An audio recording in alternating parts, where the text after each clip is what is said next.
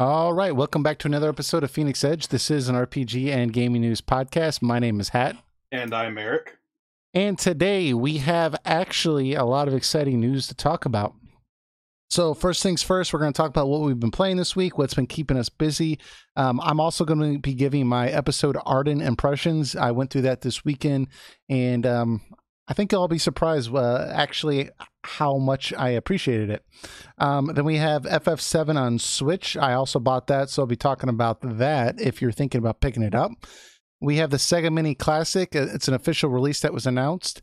And then there has been some announcements regarding the Final Fantasy VII Remake. And also Yoshi P, he's working on a new game.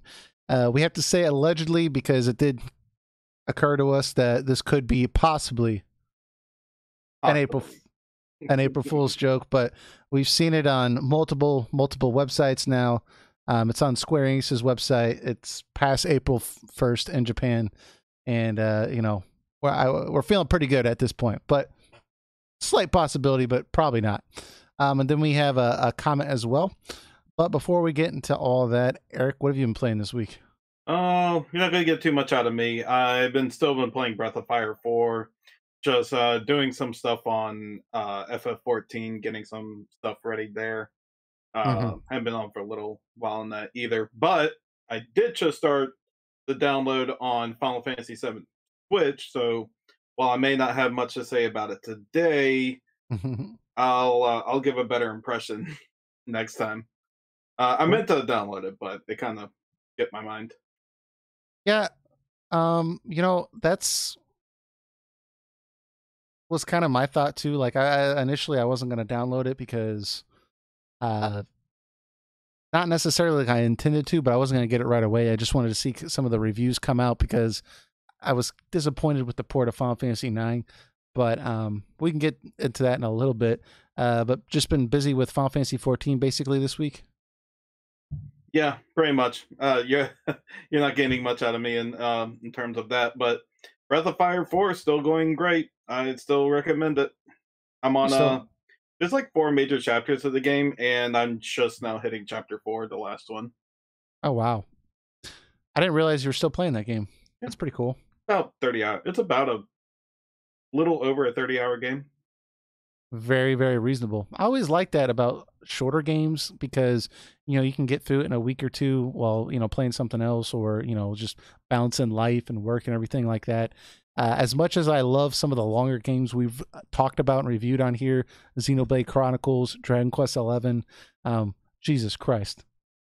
Those games took like 100 hours to beat, unless, you're really trying to just plow straight to the end. So sometimes, a shorter game can be enjoyable.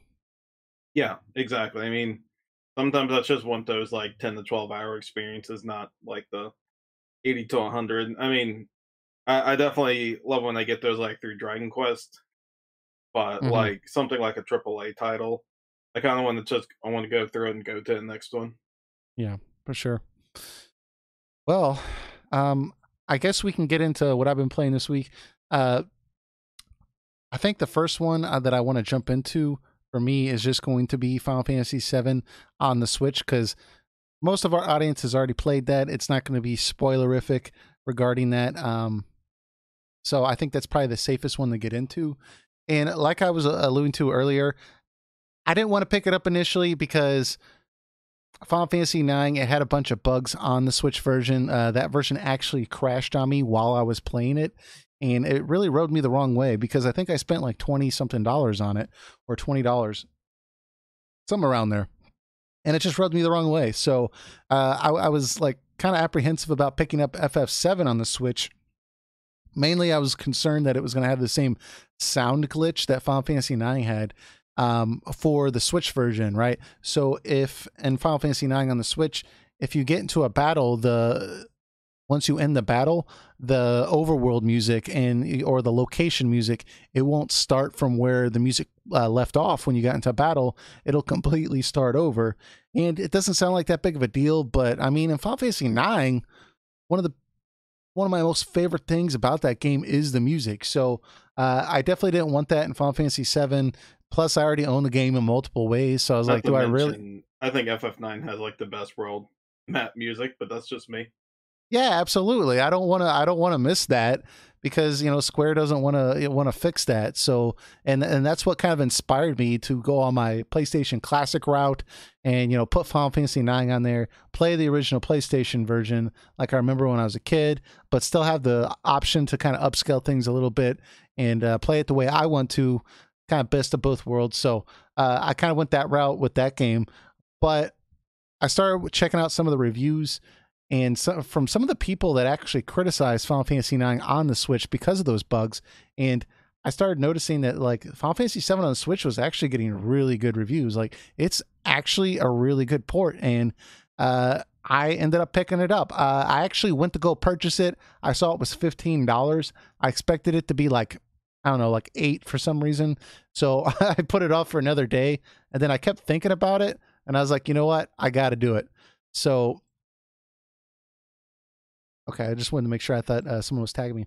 So I bought it a couple days ago. I've been playing it a little bit here and there. I'm a couple hours in, and man, I don't know what it is. I played this game a billion times, but it's just a really good version. Like it's obviously it's HD, upscaled and everything like that. So the character models look real sleek and um, not quite as fuzzy as if you were to play the PlayStation 3 port on the TV because that just looks muddy on your HD television. This actually is updated for that. It's a very very similar. In fact, I think it's the same version basically that's on the PlayStation 4, but I don't know. There's something about playing it on the Switch.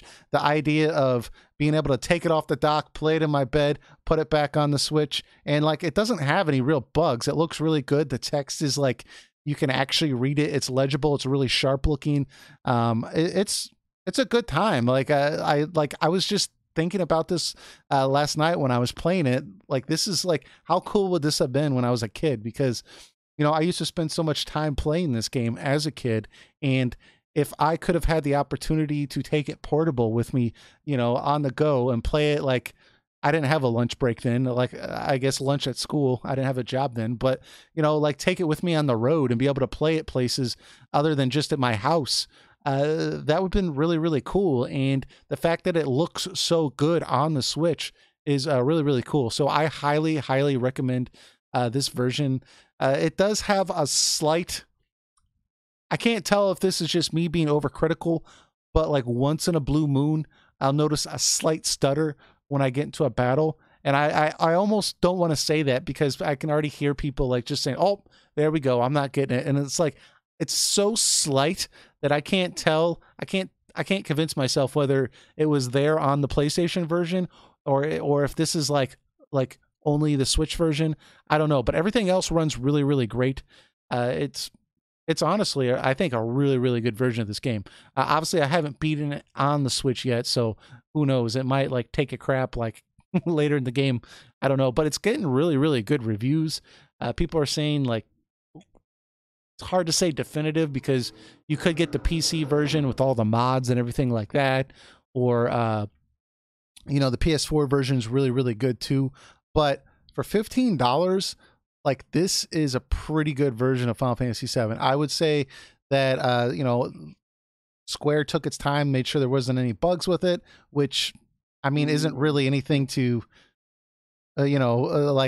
congratulate them for. That's something they should do. But unfortunately for Square, that's not something they always do. So this is a really, really good version of the game, and I would highly recommend it. It is $15, so to me, that's a little high for a game that's been out 20 years, especially since I already own it on the PlayStation 3, PlayStation 4. I own it on PC. Like, so I feel kind of dumb. I've invested however like over $100 in buying this game probably in my lifetime.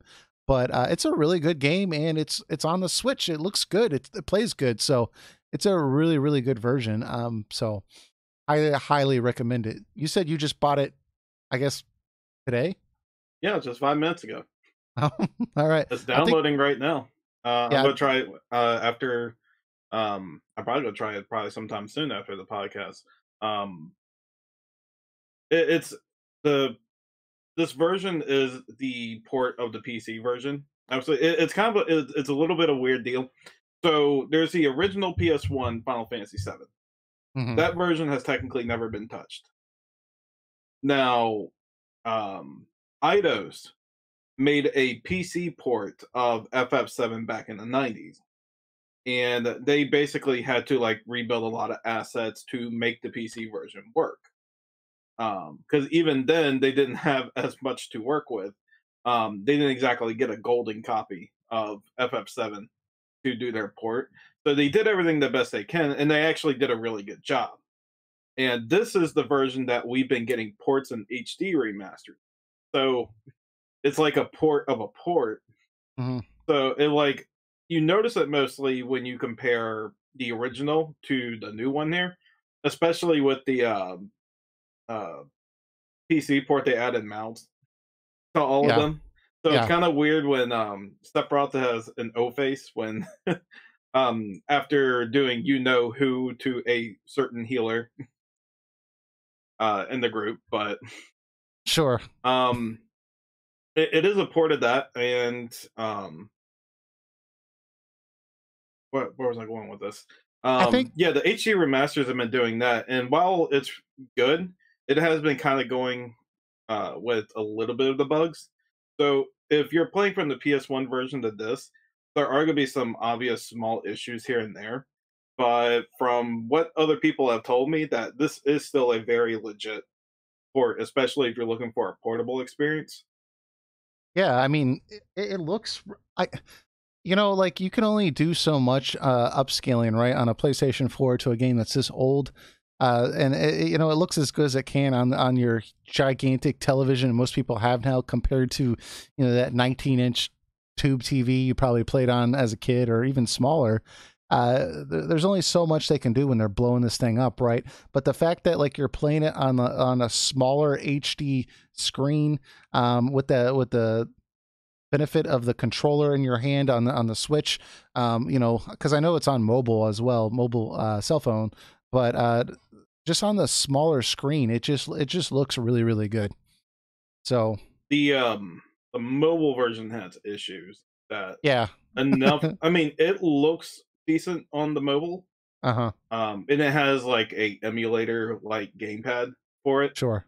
Yeah. Um, the two big problems I had is it crashes frequently when you put it in sleep mode. So That's that's some. very unfortunate Yeah. for a game that has save points and no autosave. Not an autosave that I'm aware of. And the this is even reported people with even nicer mobile devices is the world map runs sluggish, like super sluggish, like two like 2 to 5 frames per second sluggish. Oh wow. Yeah. Yeah, see, that's Only in the that's world map just though. that's yeah, but like you like dealing with like extremely low frame rates and then also the fact that it's crashing, like that's just I to me that's not. I can't play it that way. I guess if that was the only option, maybe I could play it that way, but to be honest, my first Android phone that I got, I think, was a Note 2, and I downloaded an emulator, a PlayStation emulator, onto that phone, and then I downloaded Final Fantasy VII onto that phone, and I played it like that, probably half the game, and it was kind of weird because, uh, I'm doing it with like touchscreen controls and stuff like that. But if it came down to like my only way to play it was on mobile phone, I would probably choose that option over something like buying it in the store. Not because I don't want to support them or anything like that. I've bought in the game several times. It's just I, if the game's crashing and it has a frame rate of 2.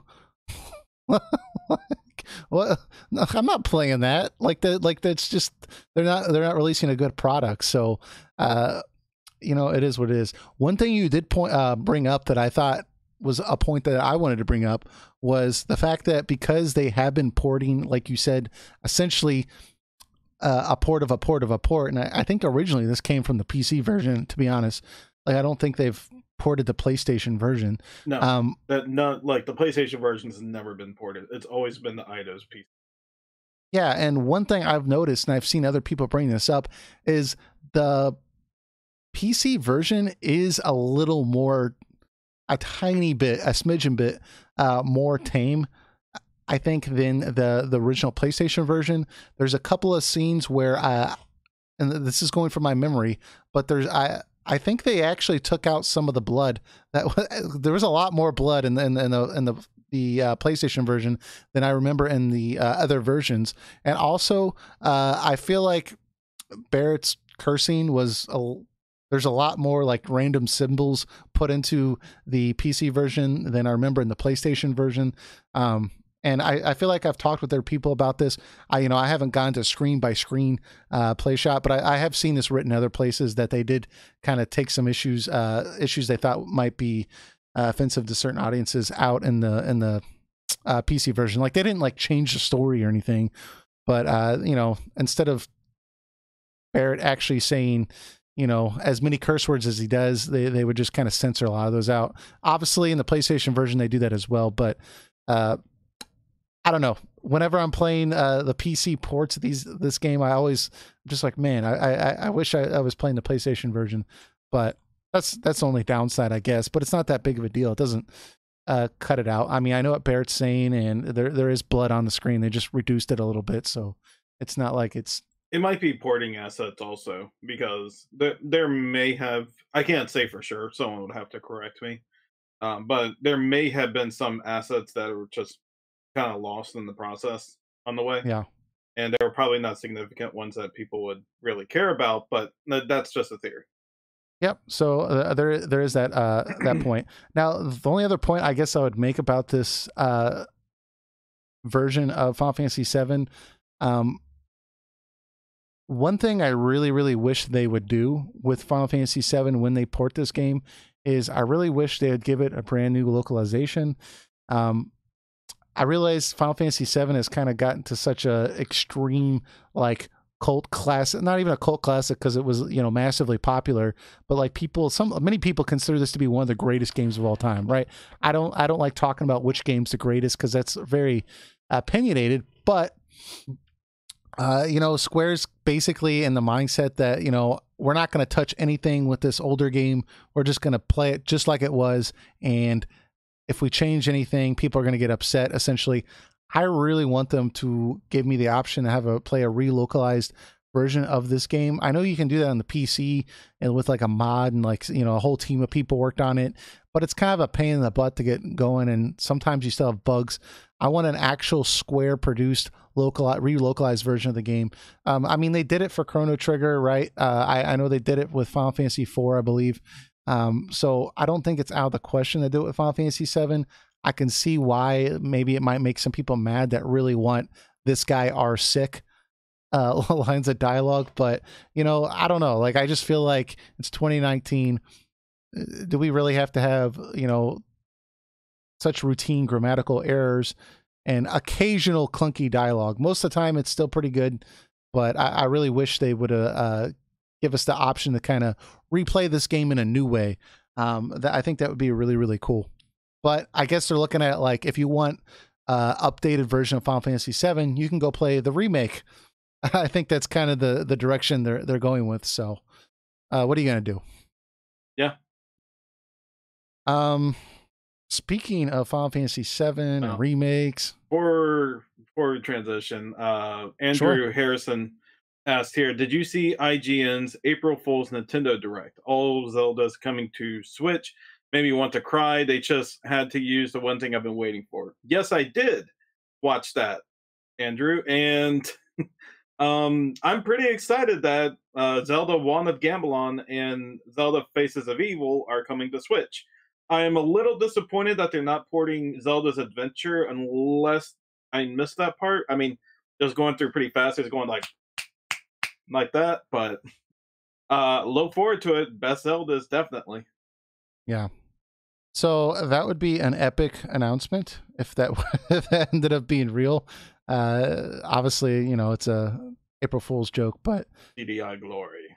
But that would be pretty epic, huh? Mm-hmm. If that was just one announcement, like every Zelda game ever coming to the Switch. I swear, if those Zeldas actually did come out on the Switch, like all of a sudden you'd be like, Like, there's been a 50% defect rate for anyone who's bought these games. I mean, the ports are perfectly fine. It's just that people have been crushing and breaking their Switches playing them. Yeah. What are you gonna do? So, speaking of April Fools, though, this is like one of the worst days. Me and Eric were talking about this before the podcast.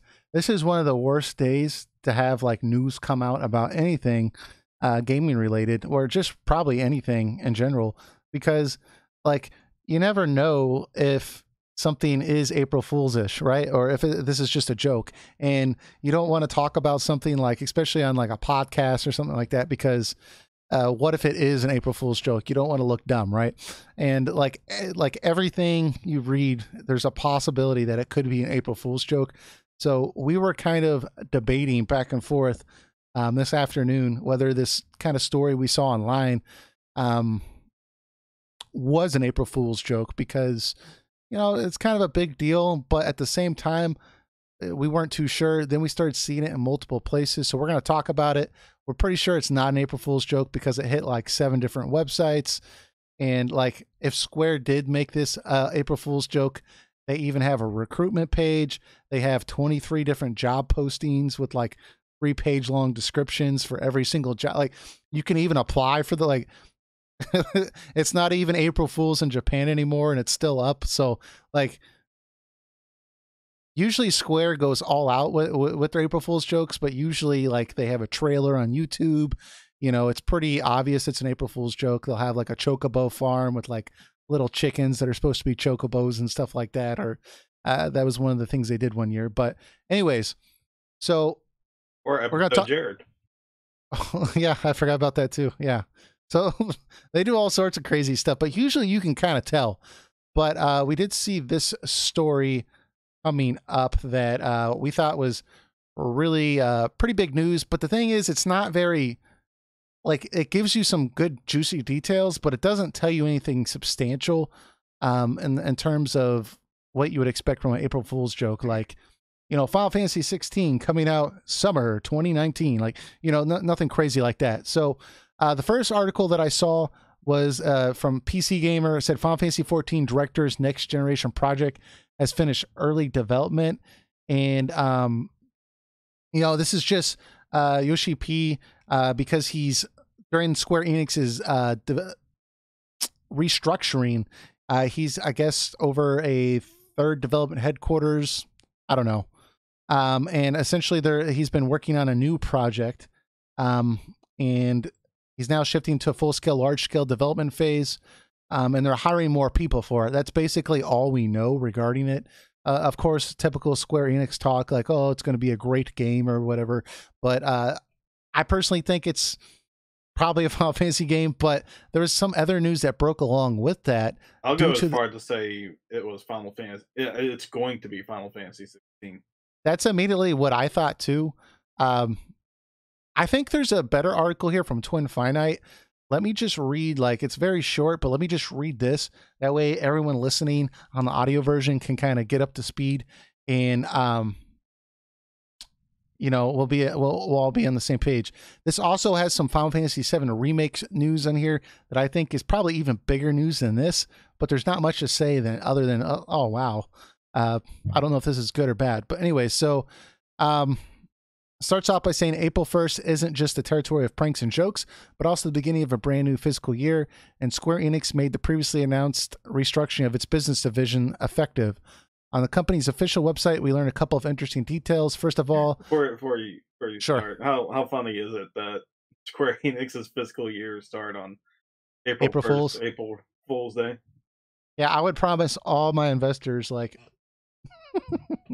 crazy returns, be like, yeah, it's going to be amazing. And then, after April Fool's, it's like, well, maybe not. Gotcha. Yeah. Anyways, it says on the company's official website, we learned a couple of interesting details. And there's an official website right here with the job posting. It says, first of all, Naoki Hamaguchi. Well, there's two parts to this. I don't know. I can't say these Japanese names. I'm sorry, guys. Naoki Hamaguchi, I think that's how you say it, has been promoted to co-director for the upcoming Final Fantasy VII Remake.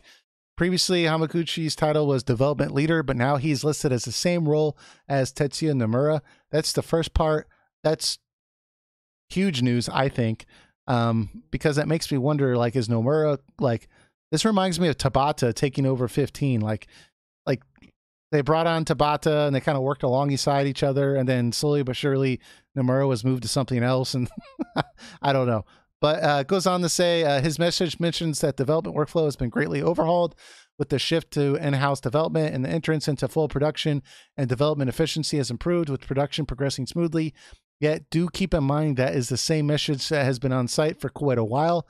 In the past, he's worked on as a project leader of Moby's Final Fantasy, main programmer in Lightning Returns, lead programmer in Final Fantasy 13 2, yada, yada, yada, Final Fantasy 14, Final Fantasy 12 stuff. It says, incidentally, Katase retains his role as producer. On top of that, Business Division 5, led by Final Fantasy 14 director and producer Naoki Yoshida, Yoshi P, right, has been restructured into the third development unit. While Yoshida's leadership is unchanged, we learned that the team has a next-generation game in the works. They have already finished initial development and are now shifting to full-scale productions. And this is quote right from their website right here I'm showing. I had to translate this, but this is the recruitment page. It says, based on the former 5th division, business division, the newly launched 3rd development unit has launched a new core project following Final Fantasy XIV and has begun to challenge the next generation. The initial development of this project has already ended, and the development environment has been established. We are now shifting to the full large-scale development phase. The new project is looking for developers who will give the world something interesting, fun, and surprising together. We are looking forward to your application to challenge the worldwide market. At the moment, no further information has been provided on the nature of this game. If you go to the application page, it has exactly what I just read. But then if you go lower, there is 23 job postings here, and you can click on them, and you can see all the details. You have to translate it into English because it's in Japanese. But it's pretty substantial amount of information on here. And you can apply, but it's pretty typical stuff. They have planner, level planner, scenario planner, battle system planner, motion designer, technical artists, game programmer, project managers, facial motion designer, cutscene designer, UI designer. It goes on and on.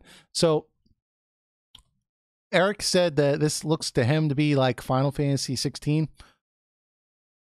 I think so. I think so. It has to be. Given how much pressure there's been on Square to have him head up the next Final Fantasy game, and the fact that this has been kind of secret, and Square's looking at the next Final Fantasy game right now, I can't imagine like him not, I would assume, leaving Final Fantasy 14 or not working on that as much, like work on a brand new IP. Like, that seems crazy to me. All right, well, look at it this way. All right, so he saved Final Fantasy 14 from ruin. He has made not one, but two, but three great stories out of Final Fantasy XIV, each one getting better than the last. And then we got Shadowbringers coming out at the end of June with another 4th story. I mean, his track record has been pretty incredible. I mean, within the community, there's some small setbacks on the MMO side of things, but I think it's pretty much universally agreed that he is a pretty amazing director and producer of the game, even if the game may not be your style. I mean, his passion is clearly put onto the work that he does, and he's clearly a very big Final Fantasy fan, and he's a competent director and producer on top of that. Well, and fans, when they play like the stuff that he's created or worked on, they feel like he actually understands Final Fantasy, right? Which you can't say for, some of the other directors or people that have led projects in the past. Like, it didn't really feel like they were fans themselves. So, I mean, when you play, the recreations of, Final Fantasy VI or whatever in Final Fantasy 14, it feels very nostalgic, and he seems to understand what was special about it. So I think that's probably one of the reasons why so many people enjoy his work.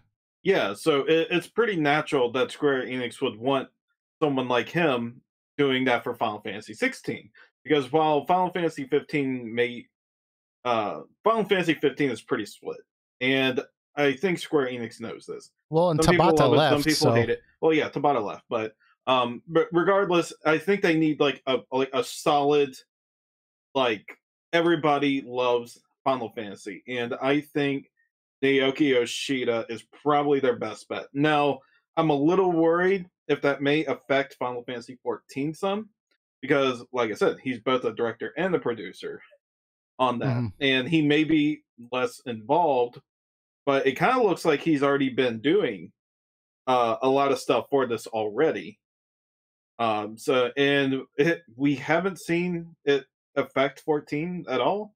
But then again, 14's a lot of 14's content is made like way beforehand. So it's a little hard to say, but it probably would have to see through Shadowbringers if that shows any. But I mean, if me personally, I had to pick anyone to lead Final Fantasy 16, it would be him. Yeah, I totally agree. I mean, you can just tell he knows what makes Final Fantasy special.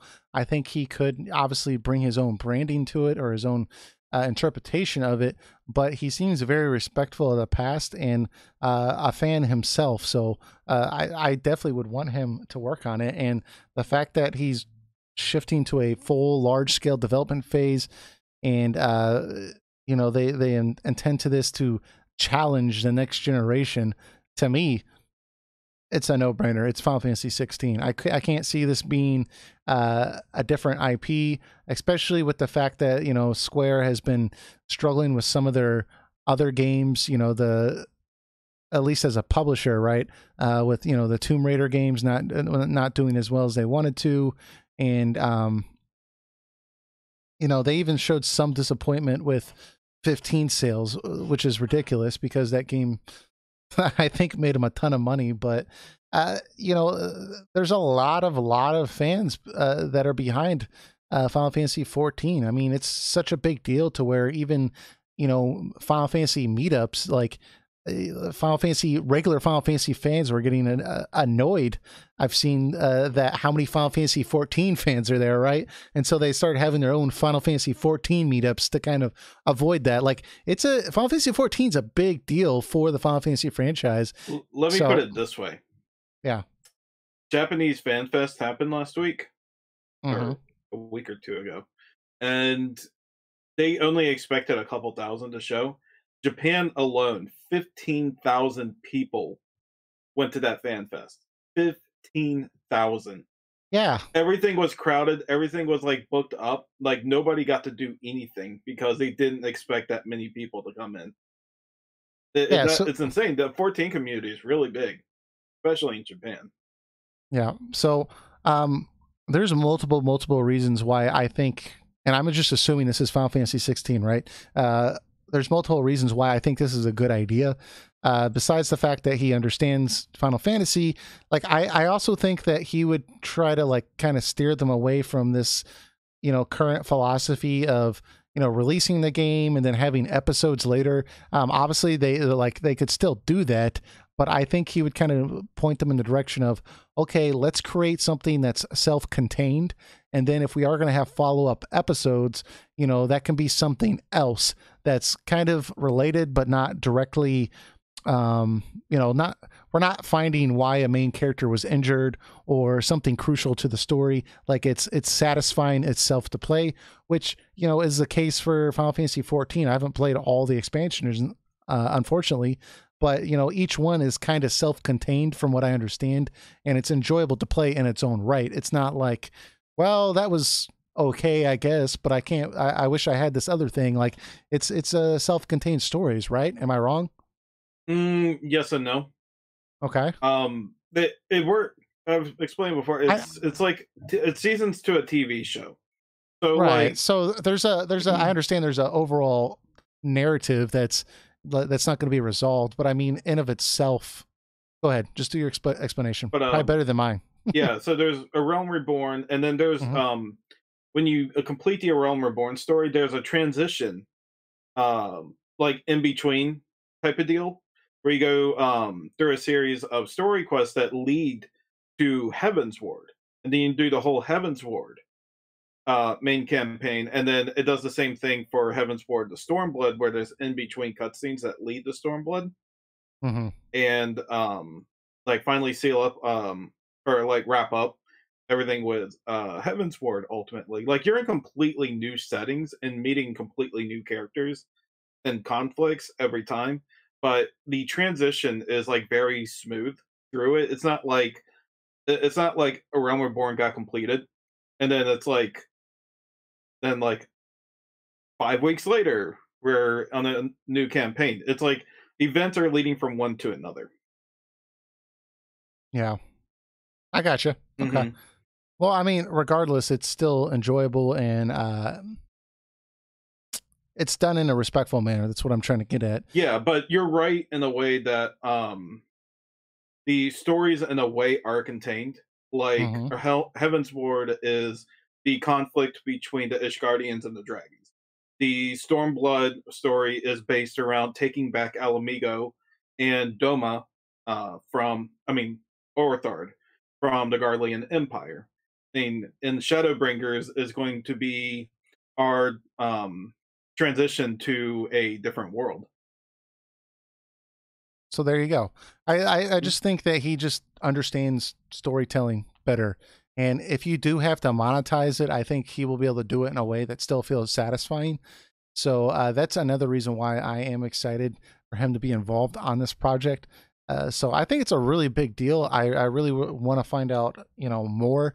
Obviously, just hiring for, um, you know, ground level people to really start working on this game. So it'd probably be some time before we actually saw something. But it's a big deal, man. Because if you think about it, this makes sense. Like I thought for sure they were gonna have Tabata try to do the next Final Fantasy game. I even think possibly that's why he left because they wanted him to do it and he just didn't want to do it. He said that several times. I don't want to do that. Um, I don't know that for sure. I'm just speculating. So, Tabata's not there anymore. Sakaguchi's not there. No, Nomura's working on the 7 remake. Katase's the guy's getting. He's not too old, but like he's very high up in the company. He's not going to want to work 110 hours a week directing a game, right? He's done that. He's not doing that anymore. So he's not going to do that. The only thing that gets me is Hiroki Ito, who did Final Fantasy 9. I think he worked on Final Fantasy 12. He did a lot of the battle systems in the glory days of Final Fantasy. No one really knows what's been up with that guy other than like occasional content here and there. He hasn't really worked on like a game in like a large way in a very long time. So I think a lot of people were hoping that maybe he was going to be doing 16 in some capacity, and he still might be. I don't know, but I don't know. That's the only disappointment I would say if officially this comes out, Final Fantasy 16, Yoshi P be like, oh man, I was hoping for maybe another like Final Fantasy 9, even though Sakaguchi came up a lot with that world and everything like that, and he kind of focused on the mechanics. But you got to think like they were probably splitting some ideas here and there, like wishful thinking on my part. But that's the only disappointment for me. Well, I guess this would be a real test if Naoki Yoshida can make like single player self contained Final Fantasy game. Yeah. See how well he works with the higher ups and Mm-hmm. how much his vision gets met if this is Final Fantasy 16. Again, not 100% confirmation, but it seems very likely that this will be Final Fantasy 16. This game. Yeah. You bring up a good point too. Like one of the main reasons I think you're alluding to that he did so well with Final Fantasy 14 is because he knew how to make an online game. He was very, very experienced in that realm. So it will be interesting to see if he can recreate that in a single player form. So that'll be very, very hopeful for me, anyways, that he can. And I don't see any reason why he wouldn't be able to, because at the end of the day, there's still storytelling in Final Fantasy 14, and that's a lot of what people appreciate in Final Fantasy games. So, crossing my fingers. What did you think about the announcement? I don't want to call it announcement, but news regarding Final Fantasy 7 Remake. The fact that the lead developer has been promoted to the co-director of Final Fantasy VII Remake. Does this what does that make you think about Nomura? Like, are you think they're pushing him out of the project to work on something else, or do like what do you think? Because this, I could see this also being turned the other way. Like, well, if Nomura is going to work on Final Fantasy 16, he can't work on 7 Remake. They have to have somebody take over the project. Maybe they're just going to have this guy take over Final Fantasy 7 Remake, still let Katase be producer, and have Nomura work on something else. But I don't know, man. Like, I don't know how to look at this. I mean, Kingdom Hearts 3 is already out. It's not like that's taken up his time as much as it was. I don't really know how to read this, but maybe they just need 2 directors because Nomura likes to focus on like certain aspects of directing, but not other aspects. I don't know. I mean, it just seems a little poetic with Final Fantasy 15. Yeah. Well, I mean, if you look at this guy's background, he was a main programmer in Lightning Returns. He was a lead programmer in 13.2, lead programmer in 13, client programmer in 14. He also apparently did some kind of visual effects stuff in Final Fantasy 12, which is surprising. But he seems to have a strong programming foundation. So maybe he's kind of like managing on a macro sense, right? Like the mechanics of the game, and Nomura's focusing on like the show or the cinematics of the game. I don't know. Well, Nomura obviously works on multiple projects all the time, it looks like.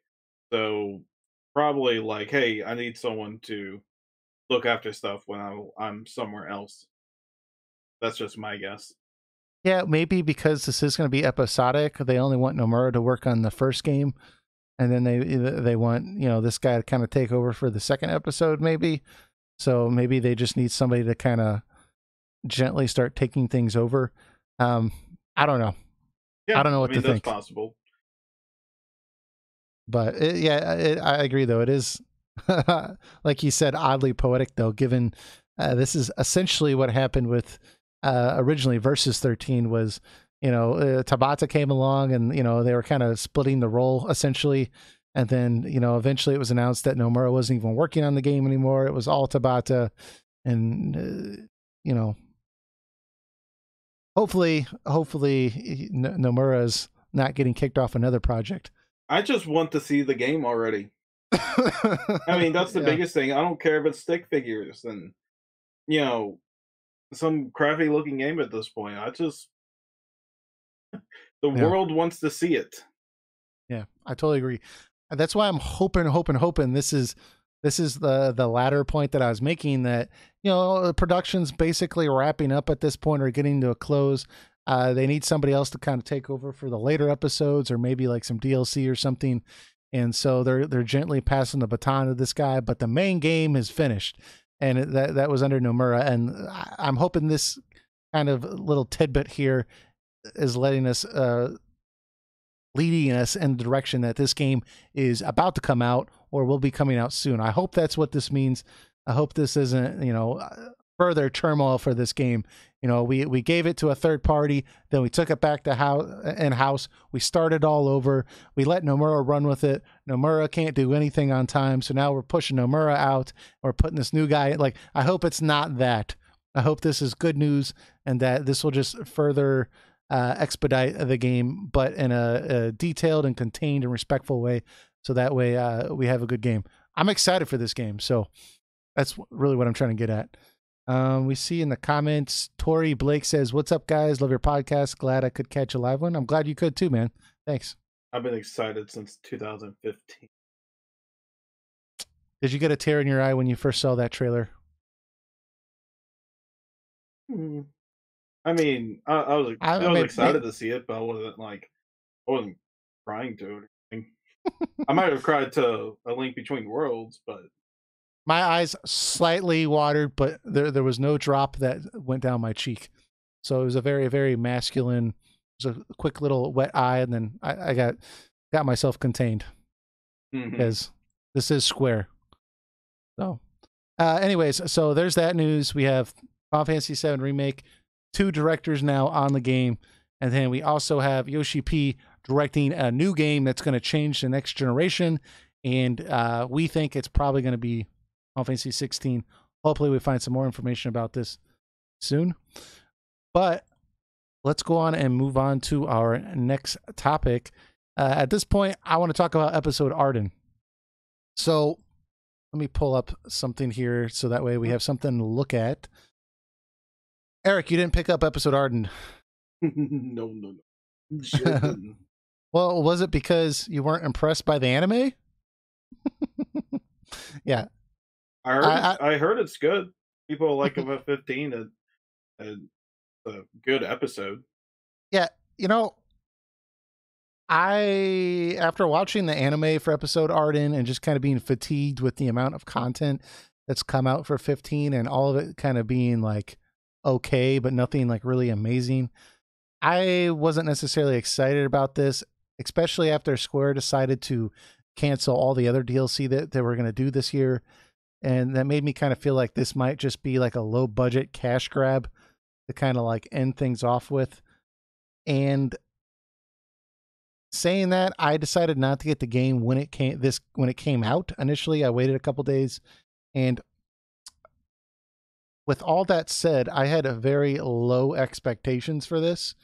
I was even kind of angry that it was $10. I was like, why is this $10? This should be $5, like all the other DLC episodes. Wait, how long did you say it was?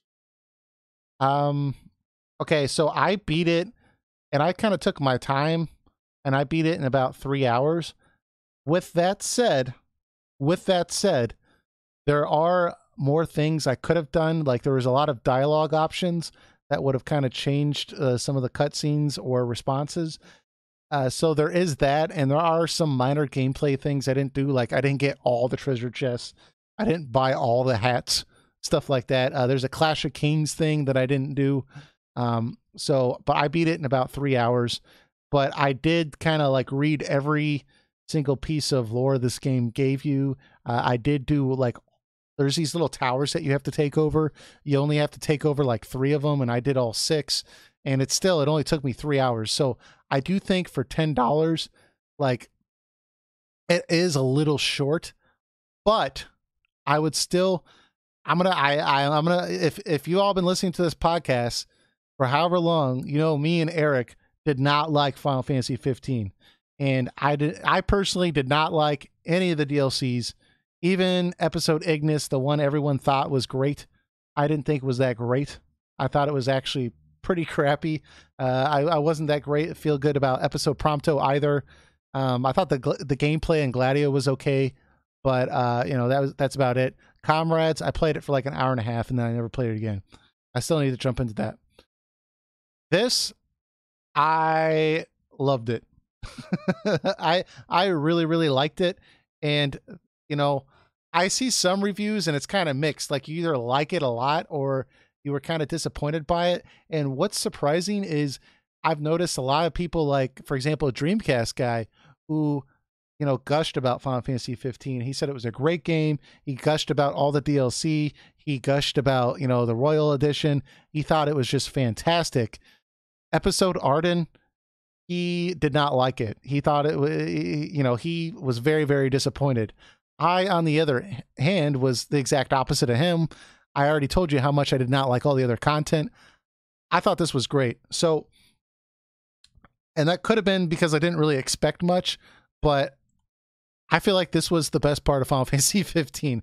So, essentially, to just kind of give you guys some background, we had the anime, and it was, you know, about 15 minutes or 12 minutes or something like that. It was pretty crappy, but essentially it talks about Ardyn 2,000 years ago, and, you know, his whole story with that. They kind of condense a 2-hour movie into 10 minutes.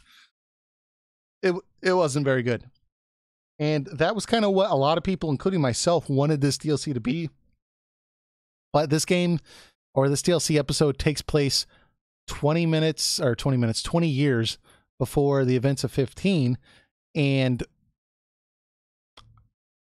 I was disappointed by that, but going into it, it was really well done, because what surprised me, and we're going to have some spoilers here, guys.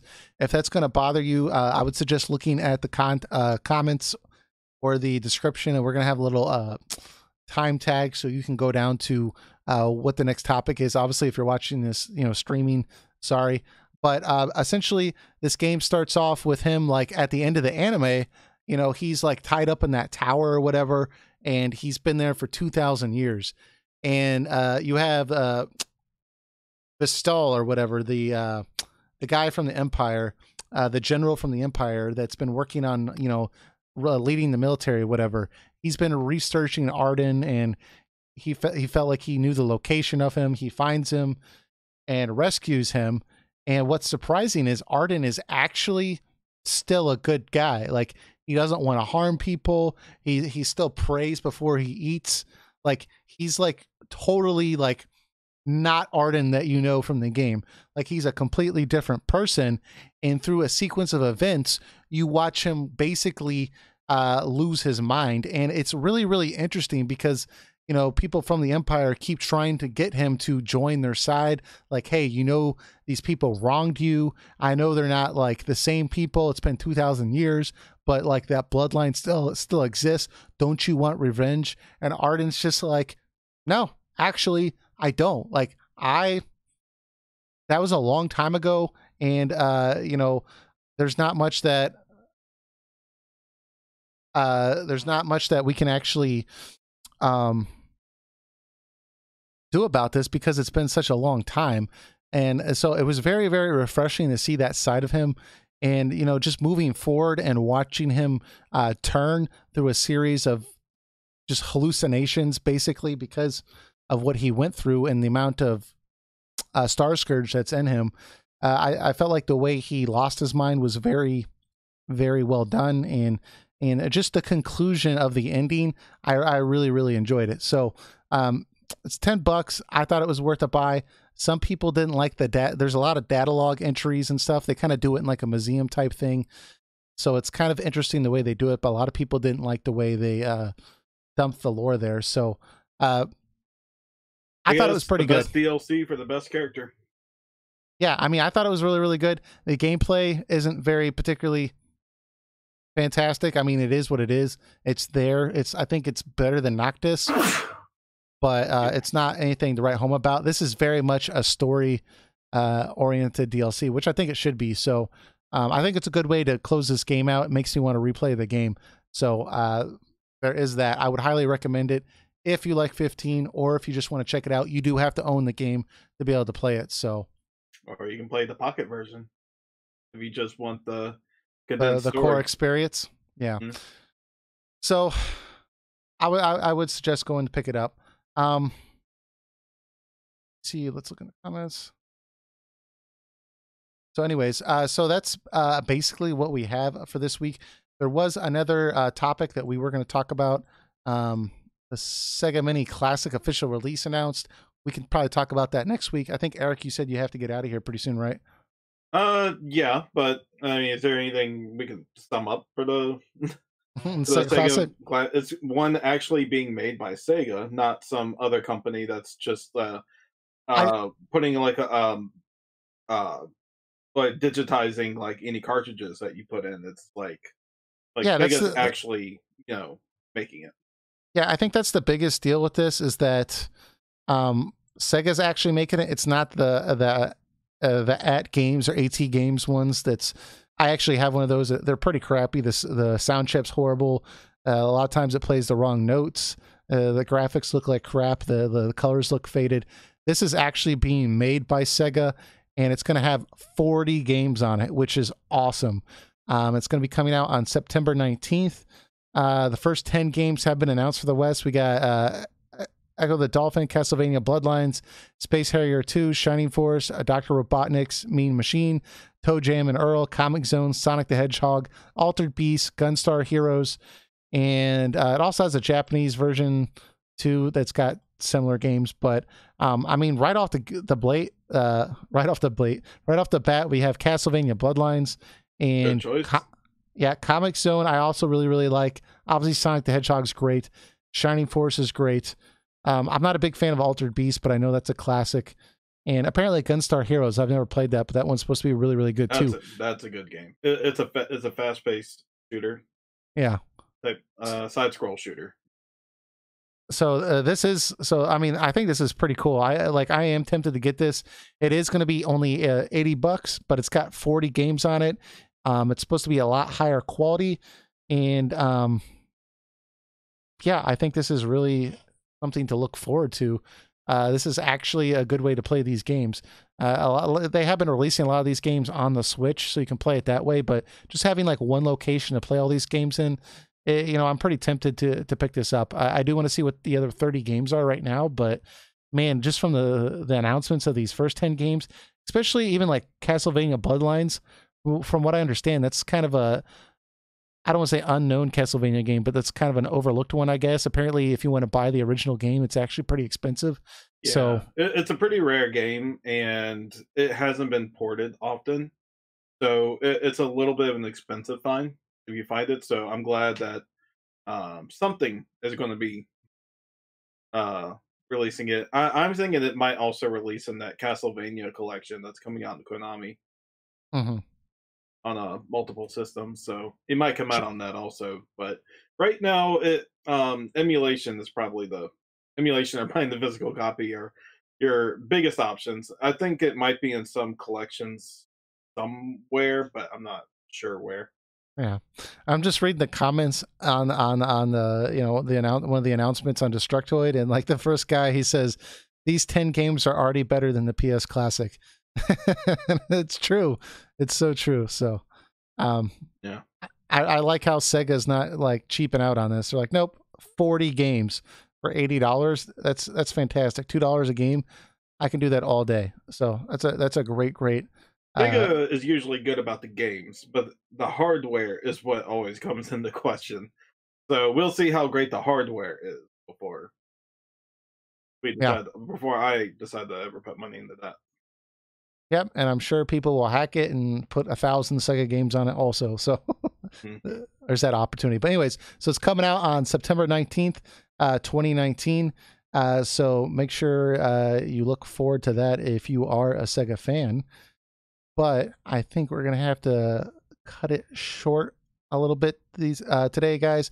We only had one comment in YouTube. We can kind of bring that up next week. And we also have a question on Discord that we really want to get into as well. So that way we can bring that up. And yeah, I think that about wraps it up for today. Eric, you got anything else? Nope. That's about it for me. All right. Thanks, guys, for checking us out. Again, we do have a audio version of this podcast. The link will be in the description. And then we also have a Discord channel as well. So make sure you go to our description and click on that, join Discord. That way you can talk with us, chat with us about RPGs or games in general. You can ask questions, and we'll talk about it on the next podcast or as soon as we can. And that way you can stay up to date with whatever else we're working on. Sometimes Eric will post, you know, some odd project he's working on with the Game Boy Advance. Did you ever finish that, by the way? I'm waiting for it. It got shipped from Korea, so it should be here this week or next week. Okay. Your backlit Game Boy Advance. He's been going through some struggles with that. I think this is like the second or third one, right? Third one, yeah. So anyways, so that's there for you if you are interested in that. But other than that, we will check you all out next week. Thanks, guys. Take care.